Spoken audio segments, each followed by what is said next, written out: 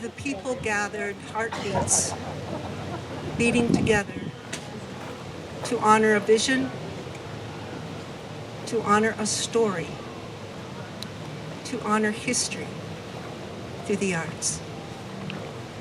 I'm Marina Lechecki. I am a child of the lake and the North Country. I made my big move east from Duluth, Minnesota here. I was proud of myself, 70 miles from mom and dad. They were proud of me.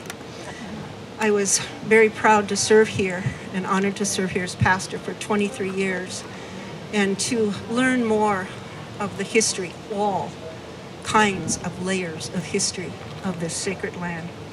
So we are gathered here to do simple things. We are gathered here to dedicate by your presence, by your being here, by your breathing here, to dedicate this sculpture. The crane is a universal symbol of peace and good fortune and living in balance, in harmony with one another. And she is surrounded by the story through depictions of the land, of the critters, of other four-leggeds. We are gathered here to dedicate that and to acknowledge with gratitude those who brought this into being, from the vision of a public arts committee, through the hands and imagination of an artist, through the research of a teacher and an historical interpreter, through land given for public space, for stories depicted. So to do that, we want first to remember what is most important at the beginning, and we have asked Frank Montano from Redcliffe, a flute maker, a singer of songs of his own journey, of traditions of his culture, an elder, a teacher, someone I have known for a long time and respected, for his stories and songs speak to protecting the land upon which we dwell. Frank.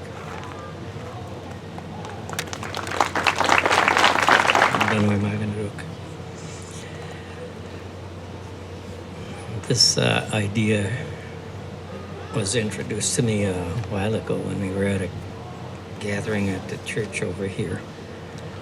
Performance we did with Marina was there and some of the other people.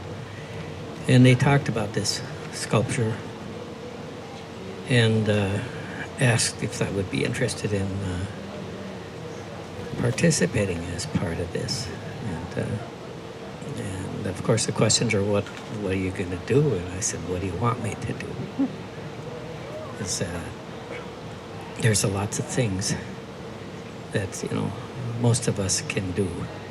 So if we know specifically what we should think about and what we should talk about and what we can offer, because most of us have things in our lives that we can offer. And a lot of people that come to me in different places as I travel around, and I was fortunate to go to a lot of other countries, and the people come up and some say, you're so lucky. And you say, what do you mean? And they say, well, you have this wonderful background and culture, and I don't. And usually at least myself, I say, well, you do. You just have to make a little effort to find it, because it's there. Every one of us are indigenous somewhere on this round ball that we're flying around in the universe on. Every one of us. Every one of us is a part of the earth. Every one of us has all these things in us. We eat the food from the earth. When we pass and leave this body, our body goes back to the earth. And someone said one time when I made this remark, they got a little upset about it. I said, in a sense, we're eating our ancestors because they nourished the plants that are there. and the energy and the medicine from those plants that keeps us well when we walk around the earth. It's always there. And, you know, as someone that was an electrician for a number of years, I learned other things about it. And as in martial arts in my 30s, I learned other things from those different things that I experienced. And it's about this electromagnetic energy field that exists around our bodies, generating and out from the spirit a few inches above our navel is the belief. And how that sends the messages from our thoughts that are put into that energy field. In our native ways, the teachings about holding this substance in our hand. What are we doing? How is that working? So we're sending these energy, these thoughts into this. Whether it's tobacco, one of the old people said, grab a leaf if you're out in the woods and you need to talk to the spirits. And crush that up in your hand and hold it and put those thoughts into that. And never forget to say thank you or miigwech to those ones, those spirits.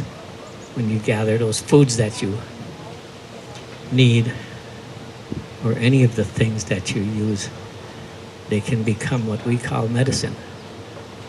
You eat that food, but if you consider the spirit of that food, and as you're gathering it, the first time I went to gather sage, one of the old people that was teaching me said, when you find that group of plants, spend some time with some tobacco in your hand and try to find the one that is the chief of that tribe, of that group, because everything has some kind of order to it. And offer that one and ask permission. And then thank them. And don't take more than what you need. So today I was offered this tobacco and asked, and they put out agendas because that's we have to live as humans. We have to think about agendas all the time. We have to think about time all the time. When one of them old people a long time ago told me as we're sitting done with a ceremony, just think now, your grandfathers are sitting here and they're having a meeting.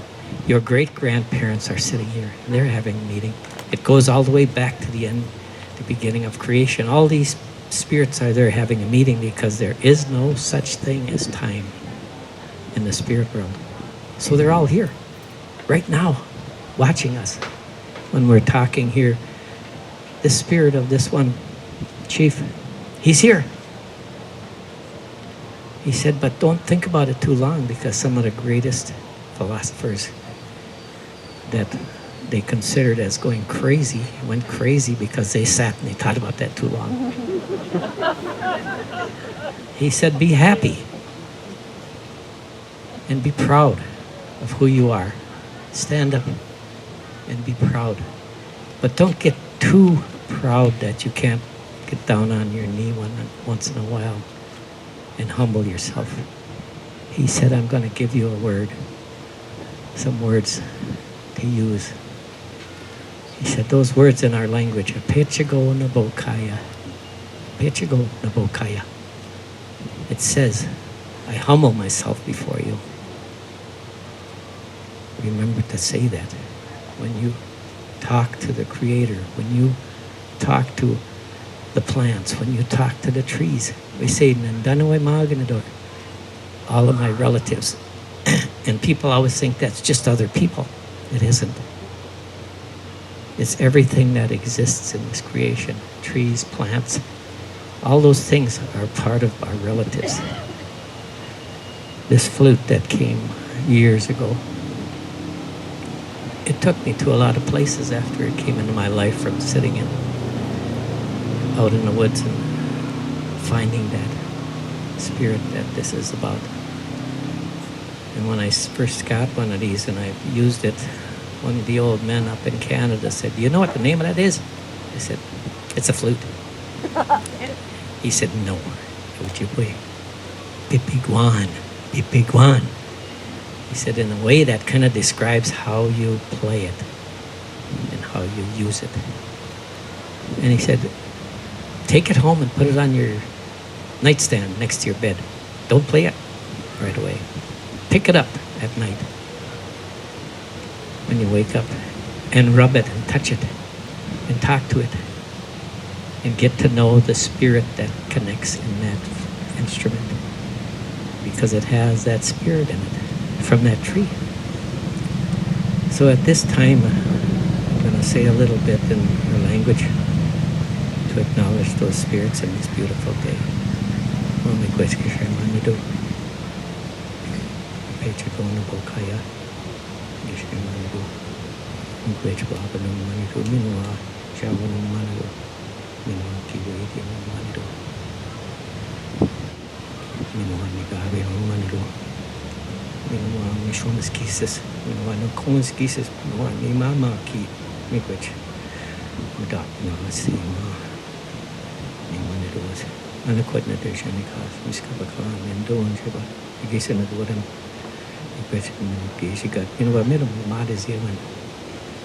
Thank you, Creator, for allowing us to be here, for allowing us to live in this good place, for this beautiful life that you give us,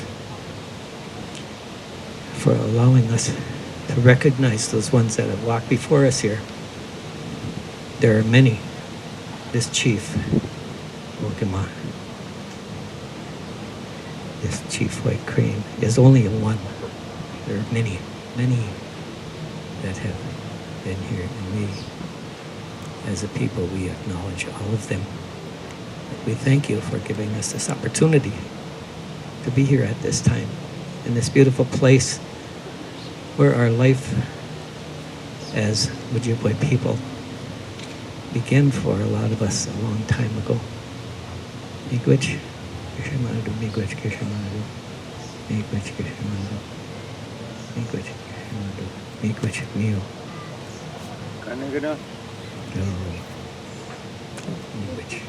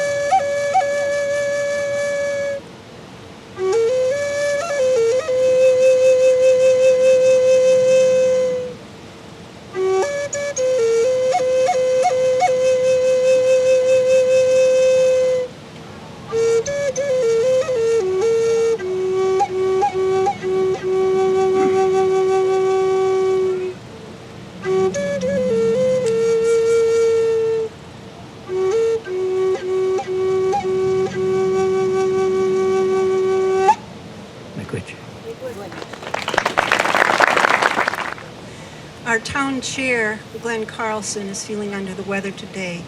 So to introduce others here in leadership positions, we're asking our town administrator, Michael Kuptak, to come here and share that with you. Michael was intimate to the project. He worked with the Public Arts Committee and also the writers to bring this to fruition. Good afternoon, everyone. Thank you very much for joining us.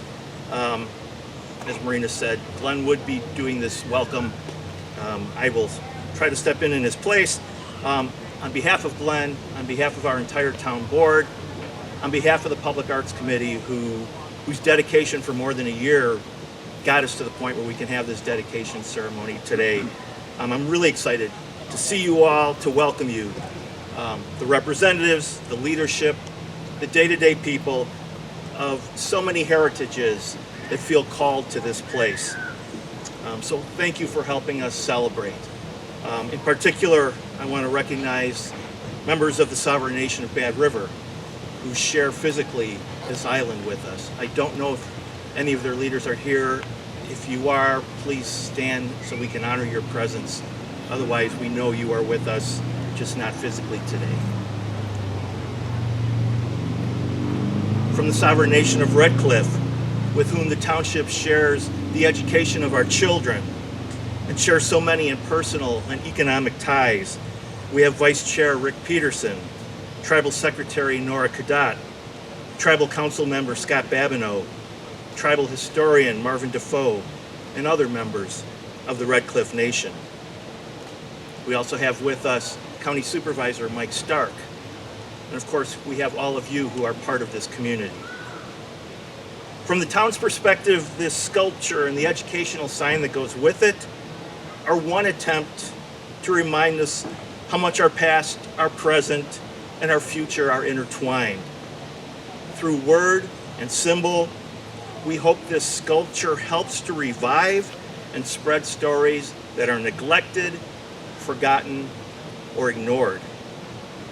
Yes, we need to remind ourselves of the deep history and culture of this island, its beauty, its sadness, its sacred presence, characteristics that speak to so many of us in so many different ways. But let us hope that Lisa's sculpture also reminds us that the past is not past. The people are still with us, the legacy is still with us, the opportunity is still with us. It is our privilege to make our connections to this cherished place and our connections to each other spread like the crane's wings powerfully into the future for many generations. So again, welcome. I look forward to continuing this journey together. Thank you. Thank you very much. Good words. A vision came to a person through the Pointe Center of the Arts, to a public arts committee, and it came down to three voices I'd like to hear from you to now that brought this into being, and also the commemorative plaque over there that describes the history briefly of the Great Migration Journey, Chief White Crane, Chief Buffalo, Madeline, Sandy Lake history here that we hold on this island. Those three voices brought this into being. The artist, Lisa Perrin-Kosmo, who I met via email. And it was wonderful to get to know and to sense her energy as we talked on the phone as I saw this develop. Rob Goslin, an educator, a historical interpreter who works for the Madeline Island Museum in his retirement. His voice too is here, as well as Charlie Rasmussen from the Great Lakes Indian Fish and Wildlife Commission, will speak to you on why we chose this day to commemorate the Treaty of 1837. We will first hear from Rob, then from Lisa, and then from Charlie. Thank you. Amazing how these old bones can still walk. My native name is Wishkonabe, and that name was given to me by a Potawatomi elder about 30 years ago, 40 years ago. And what that means was it meant flashing bird, or bird that zips in the sky like. You know, little did I know at that time the connection with Madeline Island. I'm a member of the Eagle Clan. I was born and raised in Bayfield, and worked my younger years here on Madeline Island, and found myself at the time when I retired that I wanted to do something different. So I wrote a letter to Madeline Island Museum, and sure enough, they called me, and next thing I'm here on Madeline Island, and that's been going on 6 years ago. Being a part, I want to say miigwech for allowing me, Susan, to be a part of this White Crane project. When they came to see me, I believe, and called me, and we talked about it, I was a little bit hesitant to do that. I hadn't did anything like that before. I did writing before, but not like this particular project. And I was also getting ready to do a full replacement knee surgery. And so after she twisted my arm a little bit, I agreed to be involved in the project and write it. And so what I did then is I didn't tell anyone, but I started to read and I started to write. I probably came up with about 7 to 10 resources that I reviewed before I actually started to put my thoughts together and put them on paper. So in the end, the document itself was quite lengthy. One of my conditions for writing the piece was I knew I needed some help in reviewing what I wrote. And so the condition was that we have Marina Lechecki involved with me and bringing this whole piece to life. And so she agreed to it. And so by the time I did my knee replacement, the end of October, I actually had the first draft done and finished it during the month of January in there. But you know, Madeline Island here is Moningwaane'akaanig, as we call it, is a very spiritual island. And when my people, the Anishinaabe, came here, you know, they came on a spiritual journey that led them here. And in our teachings, it says that when they arrived here, that this was the purest form of their belief system was practiced, the strongest here on Madeline Island. And so I spent a lot of time translating, getting words translated from early documents about Madeline Island. When I came here, I found out shortly after that I was about 5th to 6th generation descendant to Ikwe Sewe and Michelle Kadat. And of course, there's many of us, and there's probably some sitting here. Is there anybody here that's a descendant from Ikwe Sewe? Stand for me. I know there's some here. Let's give them a round of applause.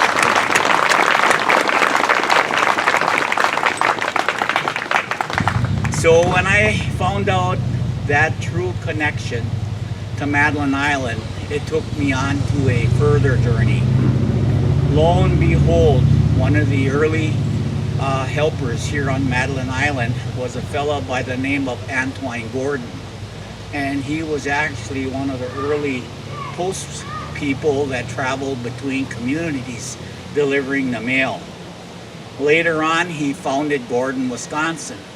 So I found out then that my descendancy had very strong connection here, and made that commitment to the Creator that somehow I would make it through and we would see this project, what we have present here. So for me, it's a very honor, and I thank you from the bottom of my heart for allowing me to bring together and share the story of Chief White Crane, our historical hereditary clan that led us to here to Moningwaane'akaanig. So I say miigwech. Ooh, From historical research to the vision that came through the hands of an artist. Lisa, will you please come forward and share your story?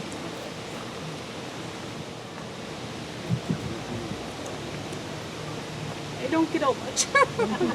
Oh, a little overwhelming.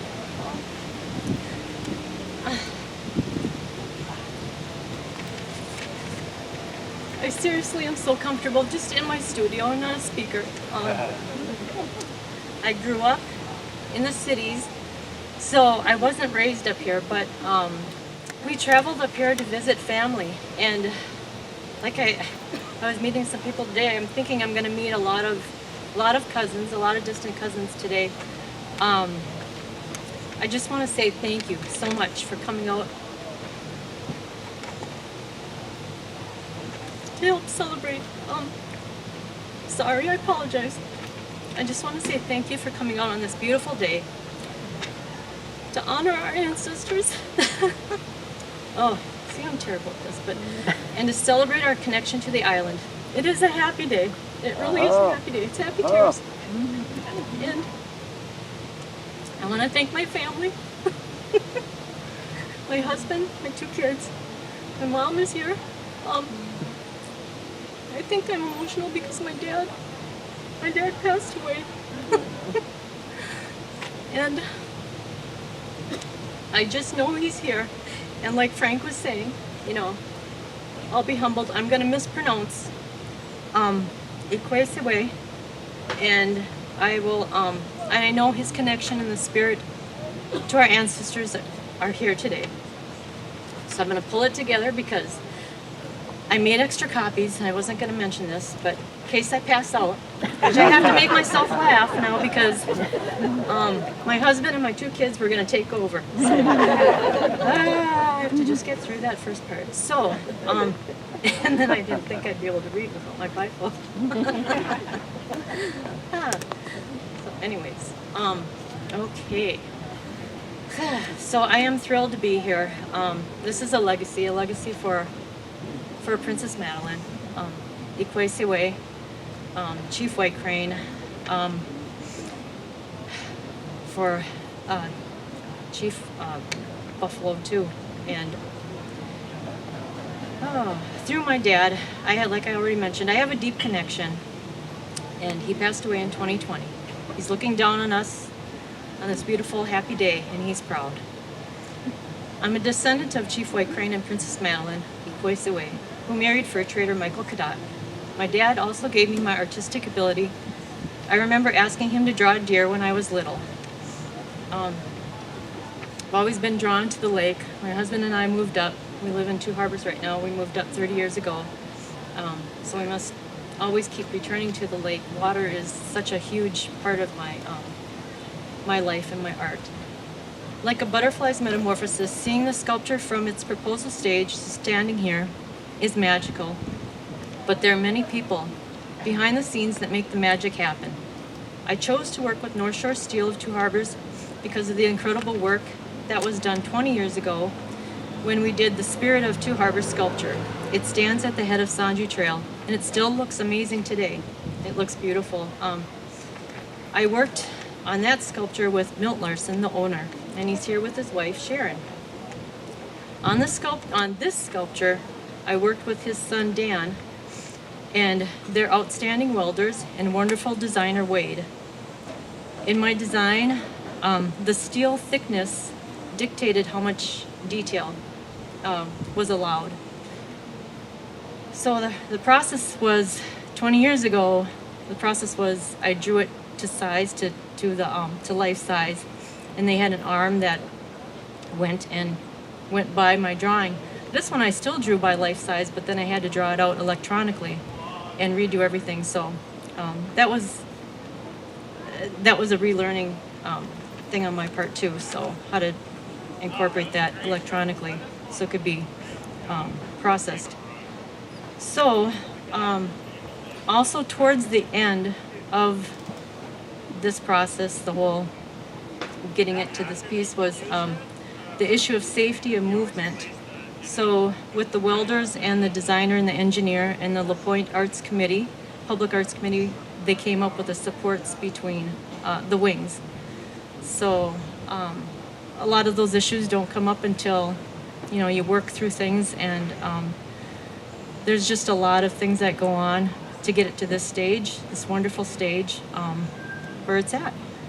And I also wanted to thank Robin and Gary Russell, who donated this property, who donated the land for this piece. It's a wonderful giving thing that they did. Lastly, I want to thank...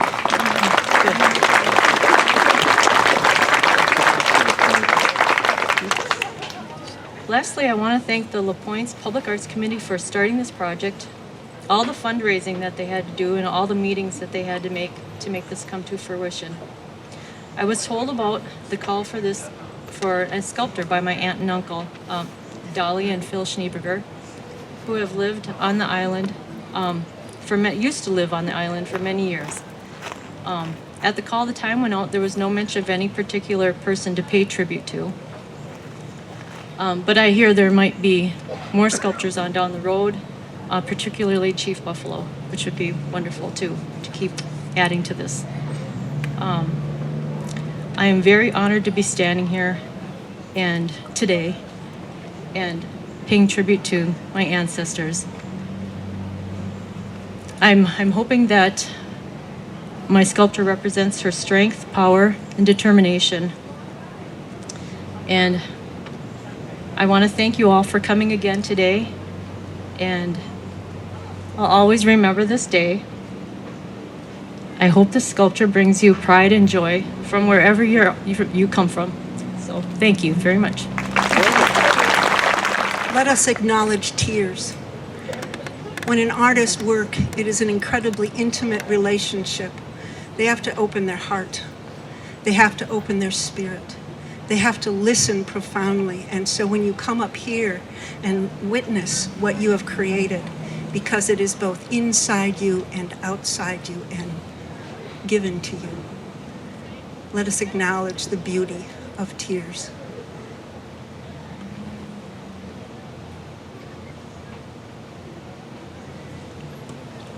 And let us acknowledge the gift of the treaties which protect us, and the waters that we love, and the land.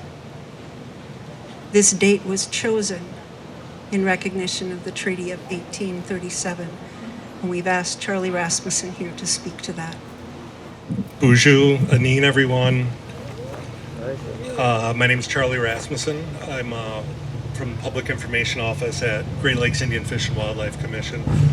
I'm here in the place of Tribal Historic Preservation Officer Edith Leoso from Bad River.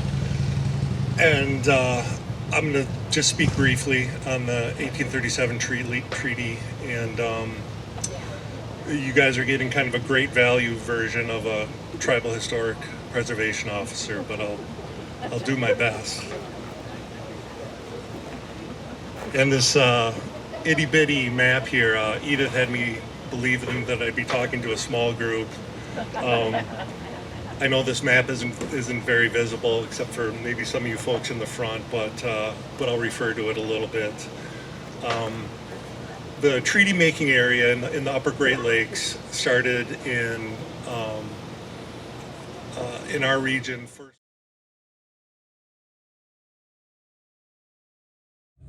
It'll say something like the Indians reserve the usual privileges of occupancy to hunt, fish, and gather wild rice on the lands that they cede.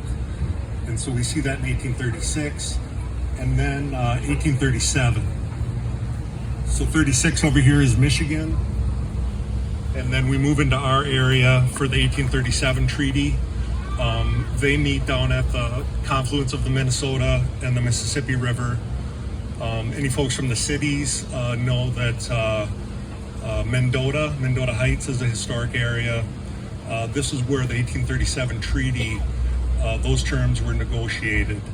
And in return for millions of acres of land, the tribes secure a 20-year annuity in which that they receive money and goods, things like iron.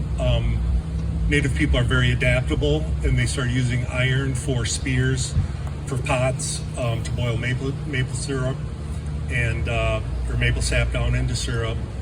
And so there's some of these implements that are also in this annuity that spread out over 20 years. What the really important part is that treaty has, despite the states attempting to assert sovereignty over the tribal rights, the courts have backed up the tribes, and the agency I work for assists 11 different Ojibwe tribes in implementing their off-reservation treaty rights. So this is the hunting and fishing rights that were reserved in that 1837 treaty. And the U.S. was mainly looking for pine timber from that treaty. So in history books or elsewhere, you'll see that the 1837 treaty is also known as the Pine Tree Treaty. Treaties continue in Ojibwe country into 1854, up into the far northern Wisconsin and Michigan, and or 1842 there, and then 54 into Minnesota. But it's a property right that some savvy Ojibwe chiefs negotiated in 1837, and the people of today are hunting and fishing off reservation, and it's a really rare thing. Out of 680 tribes in the U.S., approximately, only 41 of those tribes, including Bad River and Red Cliff, have this off-reservation treaty right to natural resources, and it's a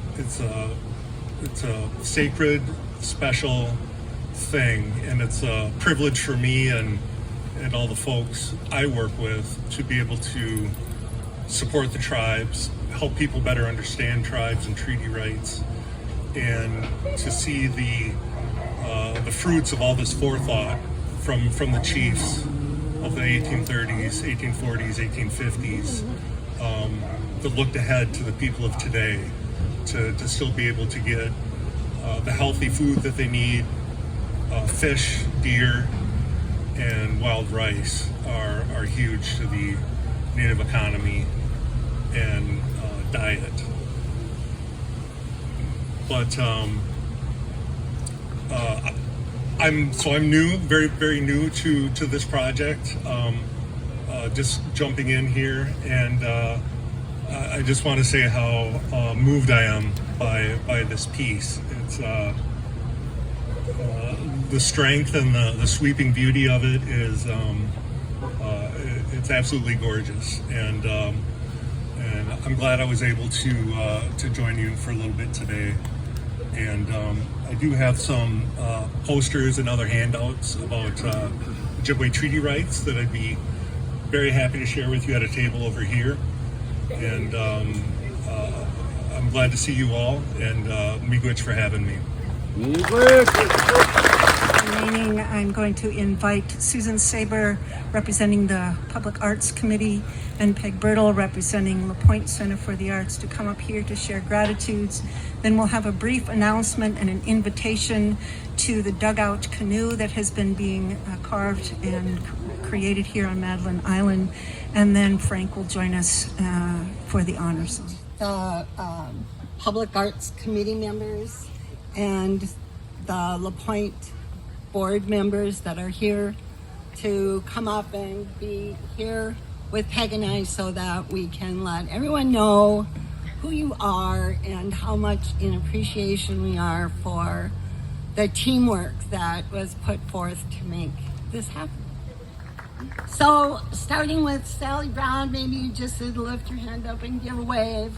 Robin Russell.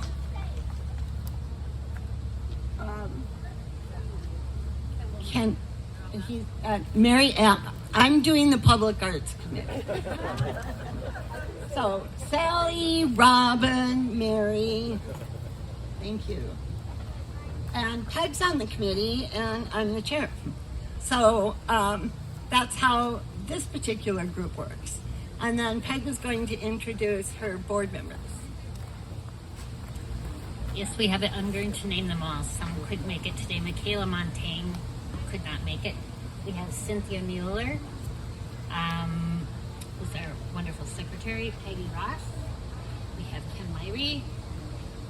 Ray Lesmeister could not make it because she had her knee done. John Ersty, Joan Slack, and Ava Love. And they're just wonderful to work with. They're our current members. So you can see that it took a big group of people, and they're not the only ones, because I've got a list here, and Peg and I have the honor of actually bringing forth some names and personally thanking folks who were involved with this project. Our two organizations, the Public Arts Committee and the Pointe Center, collaborated on this piece for about 4 years. And even before the idea for this started, La Pointe Center had set aside $20,000 in a savings account dedicated to create public art. So when the Public Arts Committee formed in the fall of 2018, we had that beginning nest egg to work with, that beginning $20,000. And we knew, given the scope of what we were interested in creating, that we had to go out and fundraise. So the La Pointe Center worked very closely with the Public Art Committee to be our fiduciary agent and collect and manage the money that we fundraised. And Peg just told me today that she did the final work and that we actually raised $22,000. So over 32 folks. Many of you here made contributions, and many people in our wider community that aren't here, and even Lisa's family and friends collaborated with us and gave us money to create and finish this piece. So thank you. Huge effort. And I just have to give a shout out to Waggy and Evan Erickson, who write the Island Gazette, because that really is our main form of communication up here. And so all the work that we did to create money and interest in this project was sponsored by the Island Gazette. So thanks, Evan and Waggy.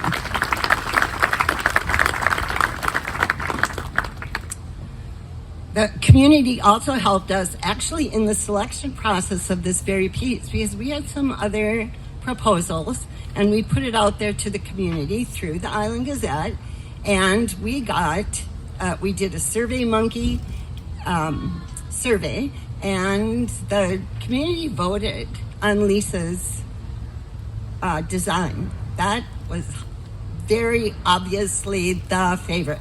So that helped us, and that really created a lot of interest in this piece. And we are so thankful for your support and continued interest. And here you are today, looking at this beautiful piece as it's come to fruition. And thanks so much.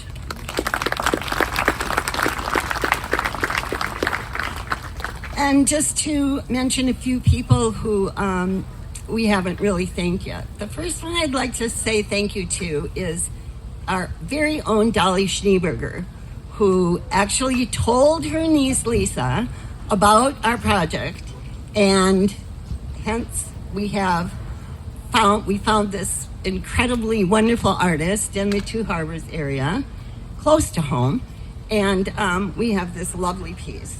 So thank you, Dolly. And thank you, Lisa, for following through and being easy to work with and getting everything to us that we needed to create this lovely sculpture. Your design work, your communication was outstanding. Thank you. And North Shore Steel Fabricators Extraordinaire, especially Dan Larson and Wade Brayton, who brought Lisa's design to life and had to offer some solutions when the piece was built and the wings were kind of flapping. And we thought maybe the bird would take off and just fly here. We had to come up with a solution about how to steady and secure, and the structure. So they worked closely with us and Lisa, and we came up with, I think, pretty good design. I'm not sure North Shore Steel is here. Is North Shore Steel here? Wait. They are? Woohoo! Songs in my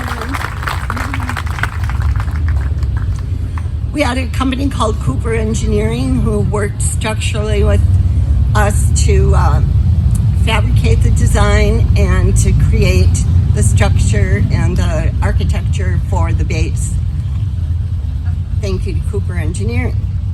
Max Imholt, one of our local island lawyers, helped us with contracts. The commemorative sign was primarily important to us. It was just as important as the sculpture because it really gave the sculpture context, and it created a way for us to be able to teach about the purpose and significance of the sculpture. So I think we just got the best people for this job.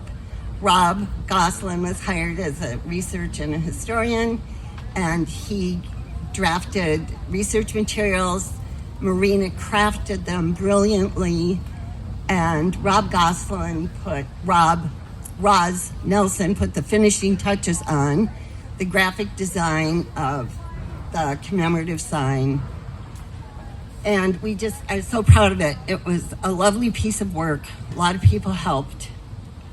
I made some copies of the image of the sign, and they're over there on a table. So there's 20 or 25 copies. You're welcome to have one.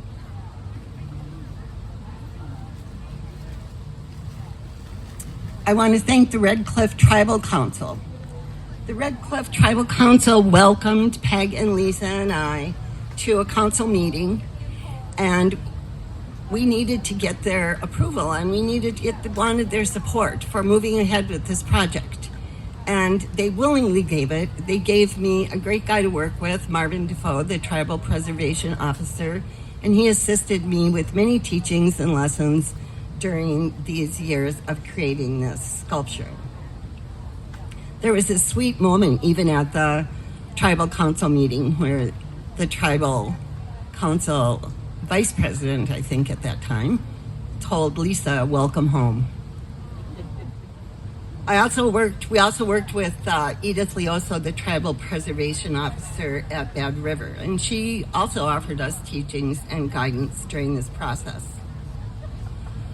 Early on, Lisa Potswald, over there, Lisa Potswald was the town administrator, and she just gave us expert supervision when we first got our committee together and got going on this project.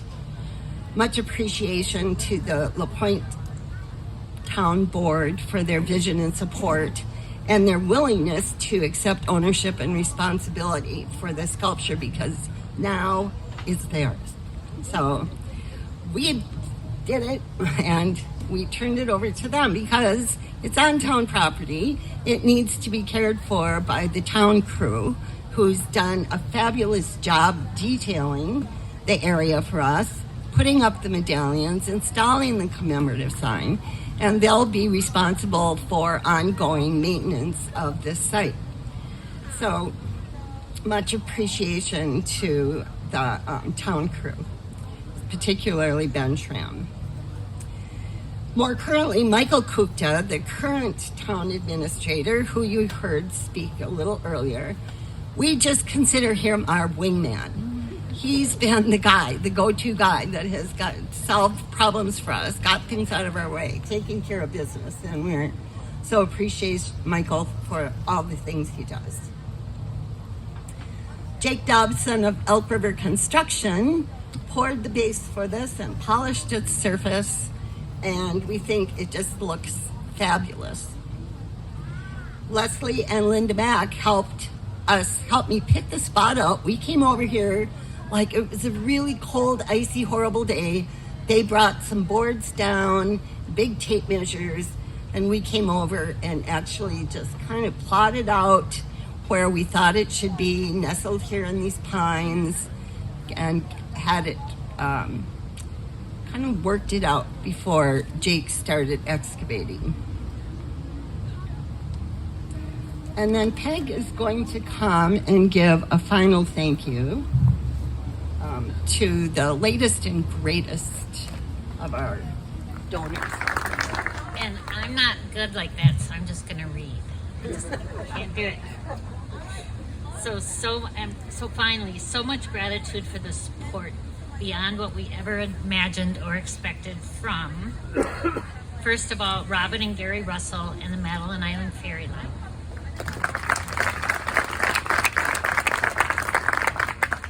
Through generous monetary support, ferry passes for delivery of the sculpture, and dignitaries today, and so many other things, like when we were orienting in the base, Gary brought over an old wooden box compass that showed us how to position the cube side so it was northeast, west, all that for maximum effect. See? And then secondly, a big thank you to Arnie Nelson and the Nelson Construction Company. Arnie also generously donated his money, time, and talent to deliver the sculpture. That was a really fun day to watch it be placed and get here. It was just so cool. So thank you, Arnie. It was no small job to lift this 1.5-ton sculpture from a flatbed delivery truck to the base and then secure it. He worked with his crew to ensure its safe transition and secure attachment to the base. Okay, and finally, a huge thank you to Susan Saber for persevering throughout and not giving up on this vision, and just all of your hard work.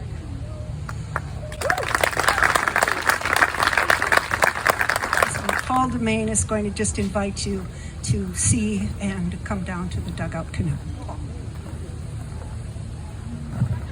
Bonjour and Moningwaane'akaanig Skabe was indigenicas Makoendo Dame. Moningwaane'akaanig Minis in Dayan Nungum Onishin and Mino Gijigat. Don't ever give a Skabe with the mic.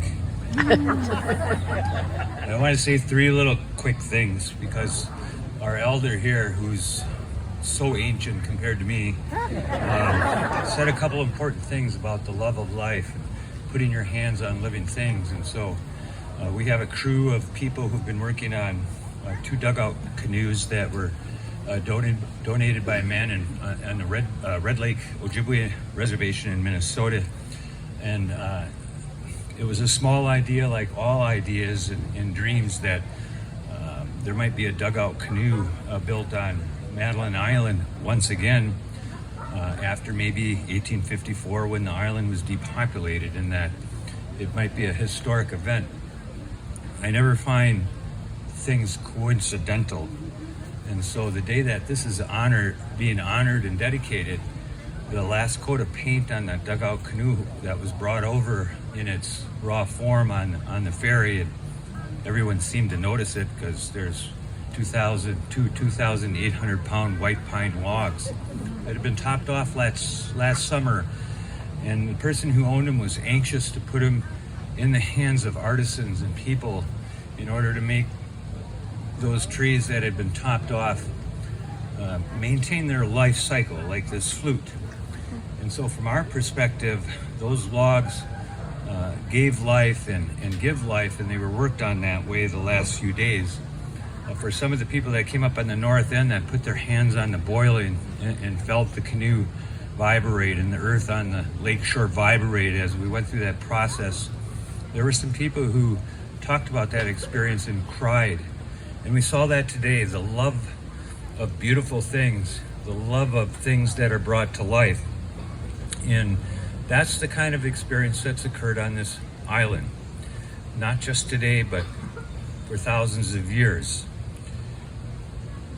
Charlie talked about the treaty, and a lot of people talk about the island in a very narrow form, and I want to say this: envision all the interstate highways and blacktop and concrete gone. For 8 to 10,000 years, this island was the World Trade Center. 60% of the Ojibwe Nation was in Canada and the rest here. And the activities and trade and indigenous stuff that took place here is buried in the layers of this island for thousands of years. Shard sites, market sites, sites where great monuments were placed in different places on the island, especially in that area where our Arlington Cemetery exists. And so to honor the island, these people kept talking it would be an honor to do that. I don't find it a coincidence that these things are being done today, because White Crane would have been probably the recipient of the best and the biggest dugout canoe that was being produced when 2,400 to 4,000 indigenous people lived here year round. They would have pumped these dugout canoes in a row one after another in a couple of days. That big one might have been presented to the chief, and it's a good chance that he'd turn around and present it to those people who we know would utilize it in the best way. One of our chiefs is buried in his boat down there. It's like one of the biggest yachts in the marina. If some guy says, when I get buried, I want my yacht to go with me. He could afford to do that. He was prestigious enough to be able to do that because those were valuable things. That love of the island has brought many things recently here. And so I'm going to invite you down. I want to mention something about Charlie. Charlie's got a little short history of the treaties, because there was 44 treaties, and he said that there was this verbiage. You got it just right, Charlie, about the reservation of resources and being able to utilize them. But there's a little clause down here that says, as long as the wind blows and the rivers flow, or 60 days, whichever come first. I want to remind you about that part of the treaty. Rob mentioned family and the people who are related to Ikwesewe. And her half-sister, I'm related to Pimagijigukwe. You can hear that female designation on the end of both of them. Her name was Traveling Woman, the interpretation generally was. Pimagijigukwe's was Coming Home Sky. And relatives of hers, one of them married Antone Gordon, one married an Aishamet Lakudere, and one married a Morrison member of the family here on the island. And so, and they were all Scots. So now, if there's anyone part Scottish, I'm related to you all. If there's anyone related to Ikwesewe, I'm related to you as well. The Madeline, the Arts Center was involved in funding a small portion of this project with a lot of other people. The key engineers, Kevin and Frank from Michigan, were totally relied upon the advice of all the people who love boats and the water on this island. They could not have done it by themselves. Yesterday our paint went missing for a while, and they found it in the employee lounge of the Madeline Island Ferry office that somehow got there. We spent many hours trying to track it down.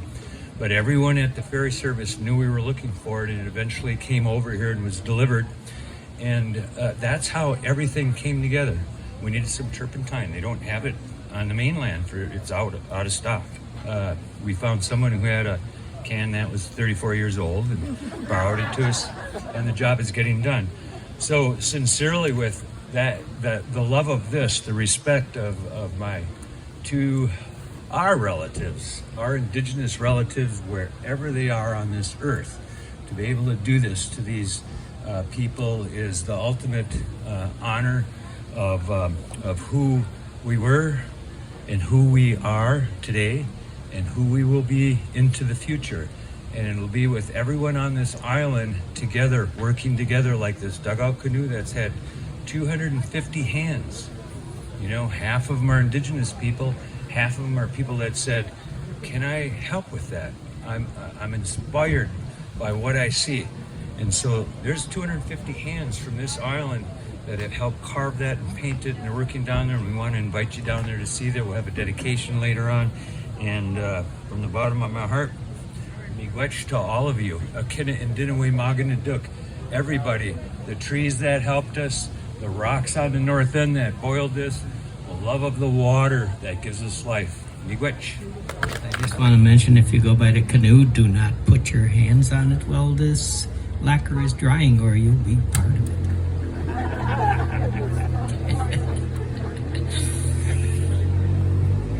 This is a song that came to me a long time ago on the journey up into Canada. And it came into my being, and I sang it for one of my elders, teachers, medicine man up there.